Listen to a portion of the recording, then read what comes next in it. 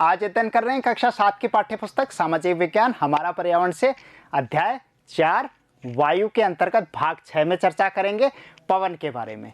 गत वीडियो आपने देखा जिसके अंतर्गत हमने चर्चा की थी वायुदाब की, और इसी से जुड़ा हुआ एक और टॉपिक है पवन कैसे गति करती है। तो चलिए समझते हैं। सबसे पहले पवन की परिभाषा। पवन शब्द आपने कई बार सुना होगा, पवन या वायु कह दीजिए। तो पवन क्या है? हवा। जो हवा होती है, जिस हवा में क्या होती है बच्चों? गति होती है। उस गति वाली पवन को ही क्या है? वायु कहते हैं। यानी कि क्या कहें, जिस हवा में गति होगी उसे क्या कहेंगे? पवन कहेंगे, या क्या कह सकते हैं? वायु कह सकते हैं। और इंग्लिश में इसको क्या कहते हैं? विंड कहते हैं। समझ गए? अब आप ये देखिए ये कैसे चलती हैं उसके बारे में। तो गत वीडियो अगर आपने देखा है वायुदाब का, तो इस टॉपिक को बहुत आसानी से समझ सकते हैं। देखिए मैंने आपको एक नियम बताया था। क्या बताया था? वायु हमेशा उच्च दाब से निम्न दाब की तरफ गति करती है। पवन कैसे चलेगी? देखिए उच्च दाब क्षेत्र से निम्न दाब क्षेत्र की ओर वायु की गति को क्या कहते हैं? पवन कहते हैं। कैसे चल रही है? हमेशा उच्च दाब से। हाई प्रेशर से कहां चलेगी? लो प्रेशर की ओर चलेगी हवा। समझा हमने? आगे देखिए, अतः हम कह सकते हैं कि वायु हमेशा उच्च दाब से निम्न दाब की ओर चलती है, और ऐसा ही होता है। हमने एक उदाहरण से आपको बताया था। यह समुद्र है और ये सतह है, भूमि है, सूर्य है। सूर्य से आप ये देखिए किस तरीके से प्रकाश आ रहा है, और ये भाग क्या हो रहा है? गर्म हो रहा है। अब गर्म होने से आप ये देखेंगे, गर्म होने से यहाँ पर क्या होगा? ताप क्या हो रहा है? ज़्यादा हो रहा है। तो दाब कैसा बनेगा? निम्न। और यहाँ पर क्या होगा? ताप कम होगा, तो दाब कैसा बनेगा? उच्च, ज़्यादा बनेगा। तो मैंने क्या बताया था? हवा कैसे गति करती है? हमेशा उच्च दाब से निम्न दाब की तरफ गति करेगी। समझ आ गया? यही पवन का एयर सर्कुलेशन ऐसे ही चलता है। समझ आ गया? आगे देखिए कुछ खास बातें जिनको आप नोट करेंगे और ध्यान देंगे इन पे। पवन का नाम उसके आने की दिशा के आधार पर निर्धारित होता है। अब पवनों का नामकरण करेंगे। कोई उत्तर से आएगी, कोई दक्षिण से आएगी, कोई पूर्व से आएगी, कोई पश्चिम से आएगी, कोई उत्तर पूर्व से आएगी, कोई उत्तर दक्षिण से आएगी, कोई दक्षिण पूर्व से आएगी। तो इस तरीके से पवनों के बहुत सारे नाम हैं। तो उसके लिए ज़रूरी है कि हमें दिशाओं का ज्ञान होना आवश्यक है। तो उसको भी जानेंगे। देखिए उदाहरण के लिए पश्चिम से आने वाली पवन को पश्चिमी या पछुआ पवन कह देते हैं। कहाँ से आ रही है? पश्चिम से आ रही है तो उसका नाम क्या दे दिया? पछुआ। और पूर्व से आएगी तो उसका नाम क्या दे देंगे? पूर्वा। तो दिशाएं कैसे पता लगाएं? उसके लिए एक यंत्र है, उसको क्या कहते हैं? देखिए वात दिक्दर्शी या विंड वेन कहते हैं, जिससे वायु की दिशा पता लगा लेते हैं। Wind vane. देखिए ये एरो है, ये नॉर्थ को प्रदर्शित कर रहा है।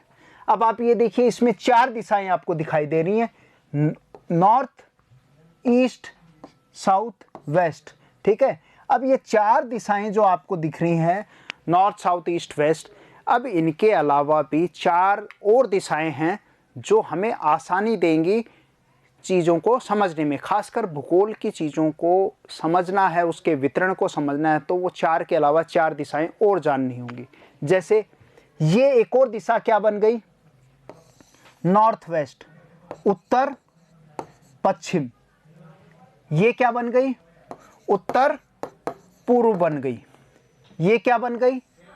दक्षिण पूर्व बन गई। ये दिशा दक्षिण पश्चिम बन गई।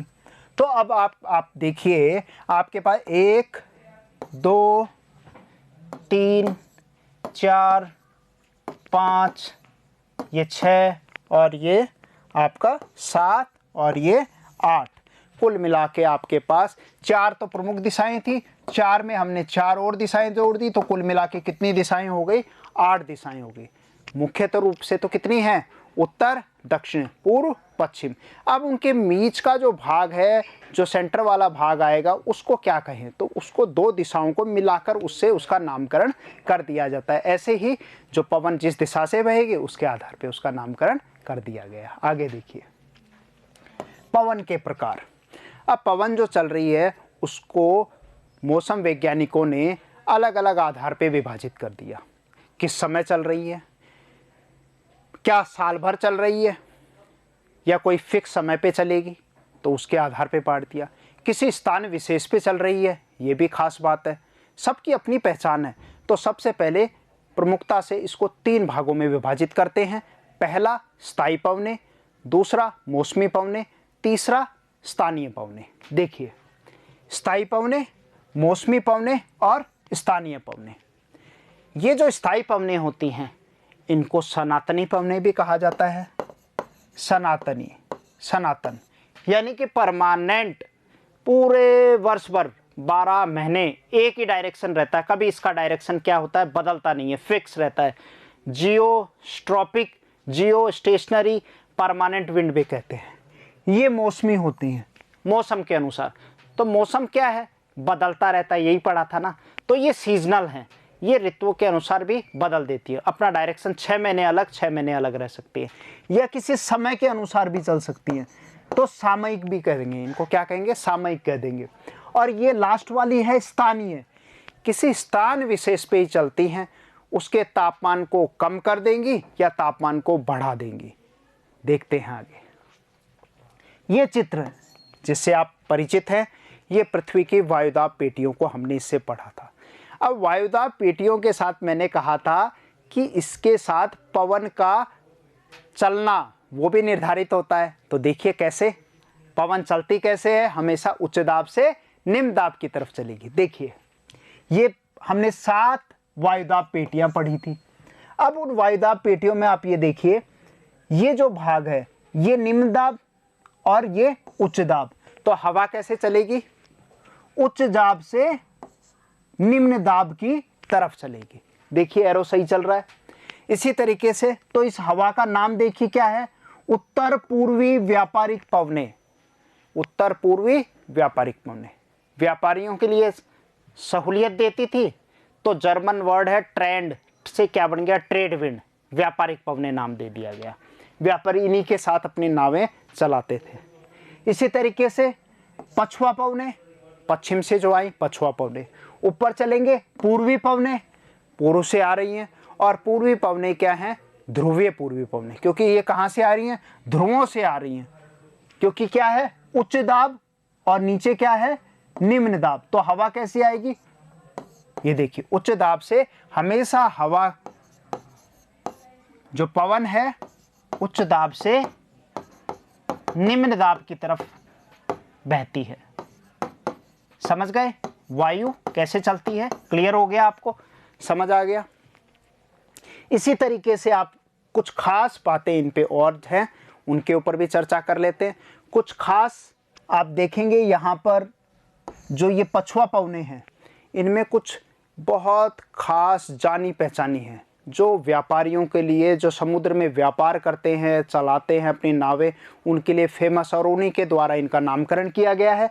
जैसे दक्षिणी भाग में विशेष रूप से गरजता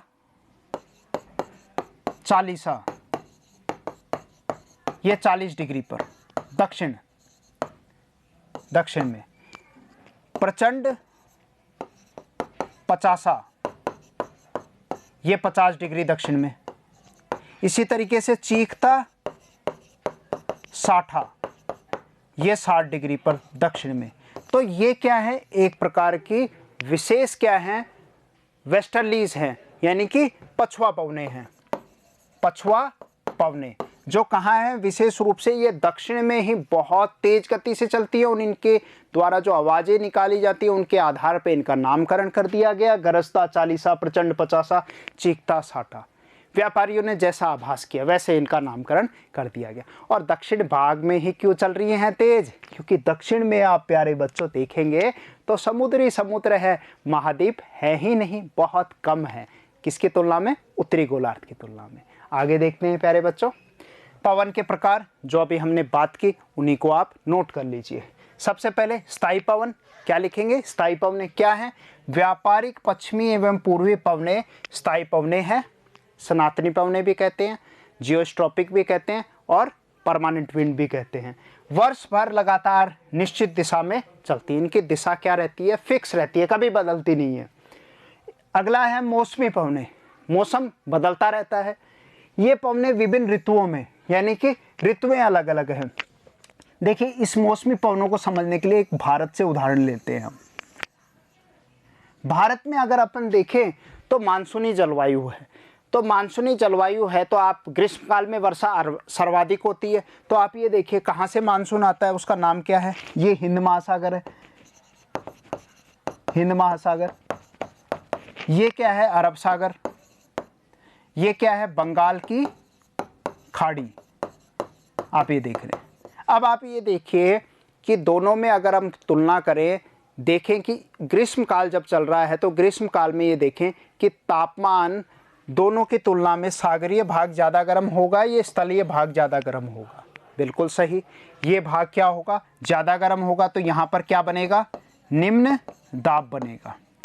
और यहाँ क्या बनेगा? उच्च दाब बनेगा, हाई प्रेशर। और यहाँ क्या बन गया? Low pressure. अब क्या नियम बताया था? हवाएं हमेशा, पवनें जो होती हैं वो हमेशा उच्च दाब से निम्न दाब की तरफ चलेंगी, उच्च दाब से निम्न दाब। अब इनका दिशा निर्धारित कर देते हैं। क्या दिशा रहेगी? कहाँ से चली? दक्षिण से। किधर चल रही है? पश्चिम की तरफ। तो क्या नाम दे दिया? दक्षिण पश्चिम मानसून। ग्रीष्मकाल में वर्षा 90% भारत में। कहाँ होती है? भारत में।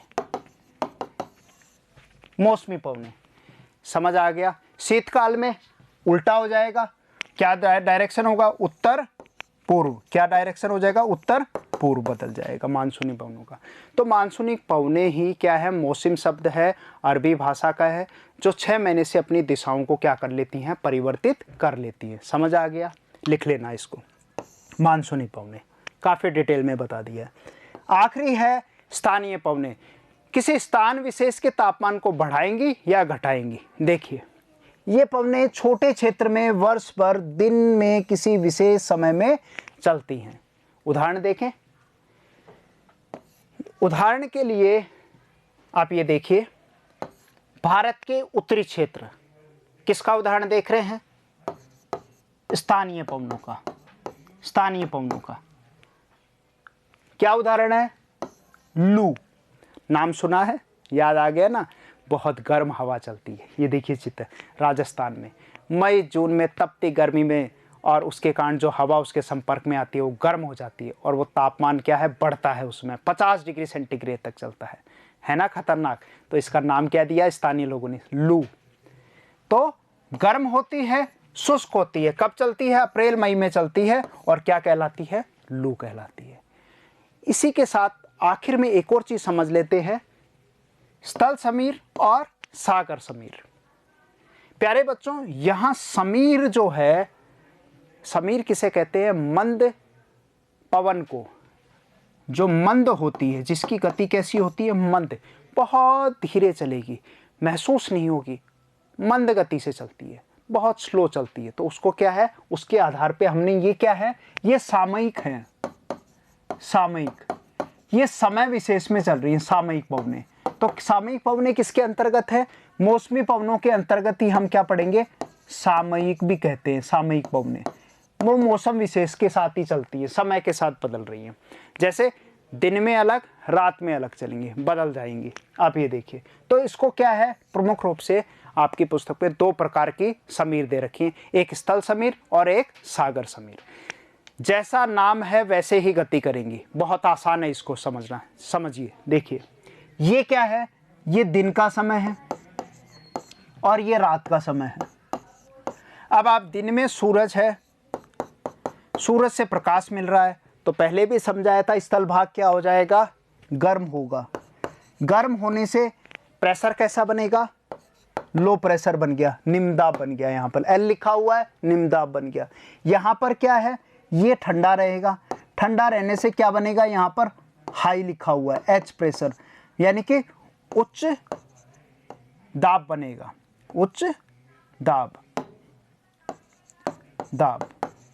अब मैंने क्या नियम बताया था आपको कि हवाएं उच्च दाब से निम्न दाब की तरफ गति करेंगी। ये देखिए, तो कैसे चलेंगी, हाई प्रेशर से लो प्रेशर। तो याद रखना, सागर समीर या समुद्र समीर कब चलती है, दिन के समय चलती है। और कैसे चलती है, नाम क्या है, सागर। तो क्या लिखेंगे, सागर से स्थल की ओर चलती है, की ओर। समझ गए। अगला स्थल समीर, अब तो समझ आ गया स्थल वाला क्या है, उसका उल्टा हो जाएगा। ये दिन में चल रही हैं, तो ये कब चलेंगी स्थल समीर, रात में चलेंगी। रात में क्या होगा, विपरीत स्थिति बनती है, जमीन जल्दी गर्म होती है और जल्दी ठंडी हो जाती है, तो ये जल्दी ठंडी होएगी और ये अभी भी रहेगा। तो यहाँ पर क्या बनेगा, यहाँ बनेगा हाई प्रेशर और यहाँ बनेगा लो प्रेशर, क्योंकि ये क्या हो गई, तापमान क्या हो गया, यहाँ पर कम हो गया। कम होने से क्या बन गया, दाब, ताप कैसा हुआ, कम, तो दाब कैसा बनेगा, उच्च।